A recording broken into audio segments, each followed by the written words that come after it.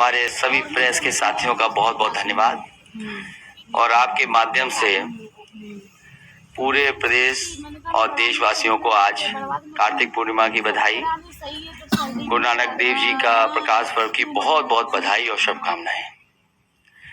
साथ ही साथ इस मौके पर मैं देश के सभी किसानों को बधाई देना चाहता हूँ, जिनके संघर्ष से और जिनके लगातार आंदोलन और तीनों काले कानून के खिलाफ उन्होंने जो आंदोलन छेड़ा और उसका परिणाम ये है कि आज तीनों काले कानून वापस लिए गए हैं। काले कानूनों की वापसी अहंकार की हार है। ये किसानों की जीत है, लोकतंत्र की जीत है। जनता इन्हें माफ नहीं करेगी, इन्हें साफ करने का काम जनता करेगी आने वाले समय में। सैकड़ों किसानों की सच्ची मौत के आगे किसी की झूठ की माफी नहीं चलेगी।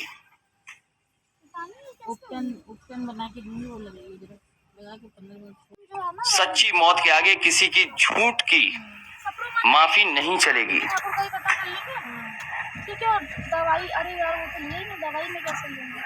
जो लोगों ने माफी मांगी है वो लोग हमेशा के लिए राजनीति छोड़ने का भी वचन दें। ये सोच रहे हैं कि दिखावटी माफी मांग करके ये फिर से या दोबारा आएंगे। ये जनता इनको समझती है।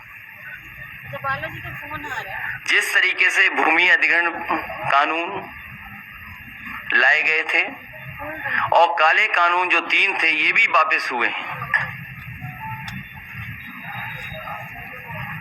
किसान हित में तो हुए ही हुए हैं, लेकिन कहीं न कहीं सरकार चुनाव से डर गई है और वोट के लिए कानून वापस हुए हैं। उनकी नजर में किसान नहीं है। और किसानों को कितना अपमानित किया, किसानों को कितना अपमानित होना पड़ा, क्या क्या नहीं सुनना पड़ा। जिन शब्दों का इस्तेमाल किया गया कोई कल्पना नहीं कर सकता कि अन्नदाता के लिए ये शब्द भी इस्तेमाल किए जा सकते हैं। वो भारतीय जनता पार्टी ने इस्तेमाल किया और उनके सहयोगी, उनके साथियों ने। की जिम्मेदारी नहीं होती है, मंत्रिमंडल की सामूहिक जिम्मेदारी होती है। अगर सामूहिक जिम्मेदारी है न केवल मंत्रिमंडल को इस्तीफा देना चाहिए बल्कि सरकार को इस्तीफा देना चाहिए पूरा का पूरा। और फिर लखीमपुर के हत्यारे कैसे बच जाएंगे? ये सरकार की जिम्मेदारी बनती है। जहां इतनी माफी मांगी गई, कानून को वापस ले लिया गया है, वहीं ये भी तो जिम्मेदारी सरकार की बनती है कि जिस मंत्री पर आरोप है वो मंत्री अभी भी मंत्रिमंडल में है।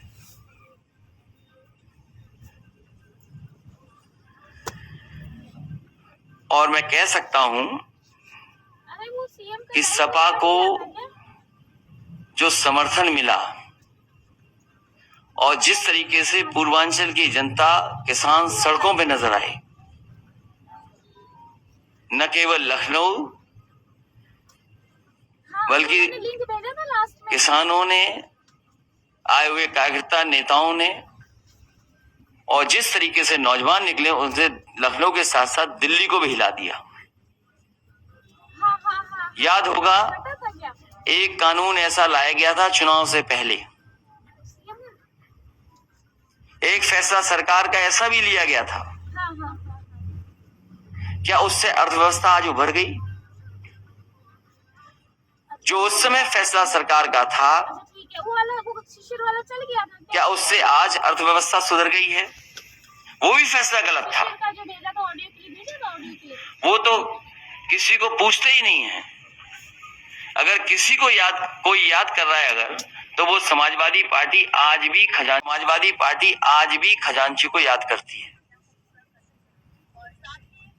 इसलिए मैं किसानों को बधाई देता हूं, इस आंदोलन को बधाई देता हूं।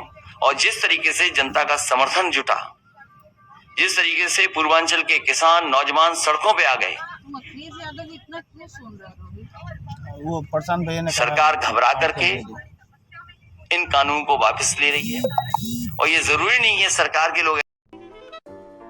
अगर आपको हमारा वीडियो पसंद आया हो तो इसे लाइक करें, सब्सक्राइब करें और साथ ही बेल आइकन दबाना ना भूलें।